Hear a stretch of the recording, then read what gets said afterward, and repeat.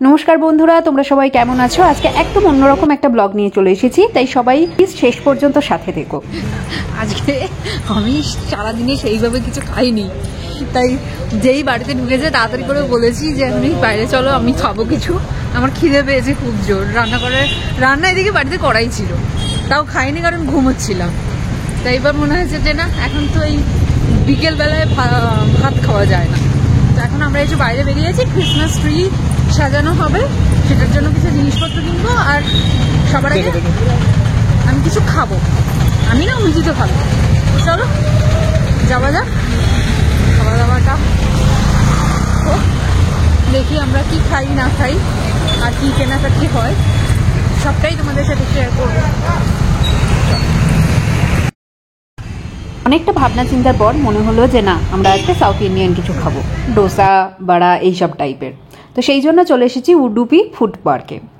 এসেছিলাম আমরা সন্ধ্যাকালীন কিছু খাবার খেতে, কিন্তু খাবার অর্ডার দেওয়ার পর যখন খাবারগুলো সামনে এলো তখন তো চক্ষু ছানা বড়া। এত বড় ডোসা আসবে সেটা আমরা ভাবিনি, যার ফলে কোয়ান্টিটি অনেক বেশি হয়ে গিয়েছিল। আমরা অর্ডার করেছি একটা মেদু বড়া, দুটো পেপার মশলা ডোসা, আর হ্যাঁ কফি, আর একটা গাজর হালুয়া। দুটো বড়া আছে। কিন্তু কলকাতাতে হয়তো ডোসার যে এত রকম ভ্যারাইটি হয় সেটা জানতাম না। ইভেন এখানে অঞ্চল ভেদেও ডোসার ডিফারেন্স হয়। আর যেমন তামিলনাড়ুর ধোসা একদম অন্যরকম টেস্ট হয়, কর্ণাটকের ধোসার একদম অন্যরকম টেস্ট, কেরালার আলাদা রকম, সাম্বারের টেস্টও বিভিন্ন রকম হয়, চাটনি বিভিন্ন জায়গায় বিভিন্ন রকমের ইউজ হয়। তো আজকে চলো একটু ধোসার সম্বন্ধে গল্প করি। আমি রিসেন্টলি ডোসার সম্বন্ধে অনেকটা কিছু জেনেছি, ভাবলাম তোমাদের সাথে শেয়ার করি। আমাদের যেমন কলকাতার রসগোল্লা নিয়ে ওয়েস্ট বেঙ্গল আর উড়িষ্যার মধ্যে একটা দ্বন্দ্ব আছে, ঠিক সেরকমই দ্বন্দ্ব কিন্তু আছে তামিলনাড়ু এবং কর্ণাটকের মধ্যে, যে ডোসা কোথায় প্রথম আবিষ্কার হয়। আর উড়িষ্যাতে যেমন দেখো না, যে কাকাতুয়ার পুরো চেইন চলে, যে সবাই বলে আমাদের কাকাতুয়ার গজা, আমরাই অরিজিনাল কাকাতুয়া। ঠিক সেই রকম কর্ণাটকের মানুষরা মনে করেন যে উদুপি নামক যে কর্ণাটকের জায়গাটা আছে সেখানেই প্রথম ডোসা আবিষ্কার হয়। তাই কর্ণাটকের সমস্ত বড় বড় যে সমস্ত সাউথ ইন্ডিয়ান রেস্টুরেন্ট আছে তাদের নামে কিন্তু উদুপি থাকেই। ডোসাটা ছোট হবে, এত বড় পেপার ডোসা আসলে আমি ভাবতে পারিনি। বড়াগুলো আমি ভেবেছি ছোট ছোট সাইজের হবে, সেটা এত বড় সাইজের দিয়েছে। সুতরাং আমি জানি না কতটা কি আমরা খেয়ে উঠতে পারবো। আজকে মনে হচ্ছে রাত্রিরে ডিনার স্কিপ, এটাই ডিনার হয়ে যাচ্ছে। যদিও এখন 6:09 বাজে, খুব খারাপ নয় ডিনারের টাইম হিসেবে। তো চলো, ঠিক আছে, কফিটা নিয়ে আসবো। চলে এসেছে কফি নিয়ে, আমরা খাওয়া দাওয়া শুরু করি। আর এটাই মনে হচ্ছে আমাদের ডিনার হয়ে যাচ্ছে, রাইট? তুই নে, বাইতে নেই।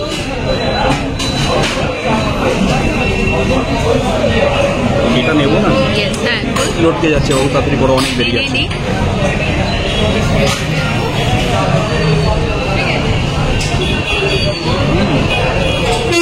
কেমন? তামিলনাড়ু আর কর্ণাটকের মধ্যে ডোসার উৎপত্তি নিয়ে এই দ্বন্দ্ব তো চলতেই থাকবে, কিন্তু এই দ্বন্দ্বের মাঝখানে একটা খুব সুন্দর আর মজার গল্প আছে।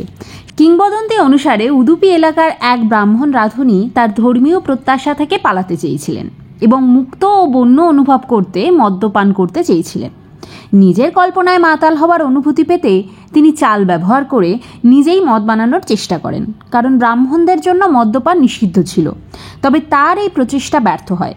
হতাশ হয়ে তিনি তৈরি করা মিশ্রণটি গরম পাত্রে ঢেলে তা চারপাশে ছড়িয়ে দেন। রান্না হয়ে গেলে সেটি একটা পাতলা ক্রিস্পি জাতীয় পদে পরিণত হয়, যা আমরা আজ ডোসা নামে জানি। এখন ডোসা নামকরণের কাহিনী আরও মজাদার। কর্নার ভাষায় ডোসা শব্দের অর্থ হচ্ছে দোষ, অপরাধ, দাগ বা পাপ, ঠিক যা এই ব্রাহ্মণ রাঁধুনি করেছিলেন মদ্যপান করার চেষ্টা করতে গিয়ে।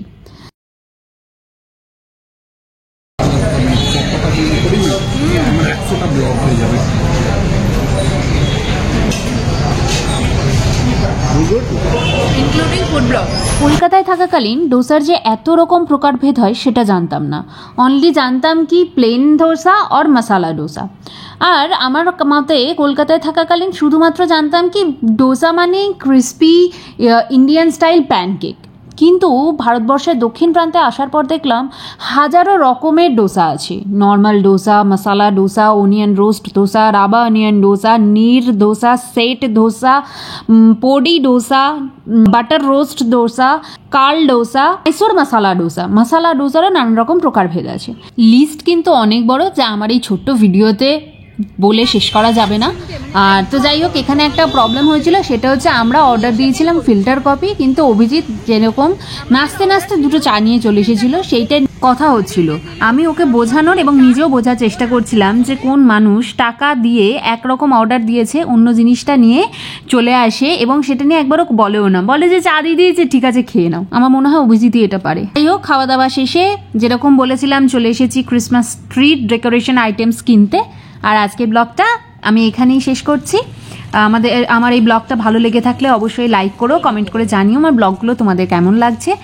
নতুন বন্ধুরা অবশ্যই আমার চ্যানেলটিকে সাবস্ক্রাইব করতে ভুলো না, পাশে থাকা বেল আইকনটা প্রেস করে দিও, তাহলে আপকামিং সমস্ত ভিডিও নোটিফিকেশনস তোমরা পেয়ে যাবে। আর যদি ব্লগটা আমার ফেসবুক পেজ থেকে দেখে থাকো তাহলে অবশ্যই পেজটিকে ফলো করে দিও। তাহলে আজকের মতন এই পর্যন্তই। সবাই ভালো থেকো, সবাইকে ভালো রেখো, সবার আগে নিজেরা ভালো থেকো। Bye bye.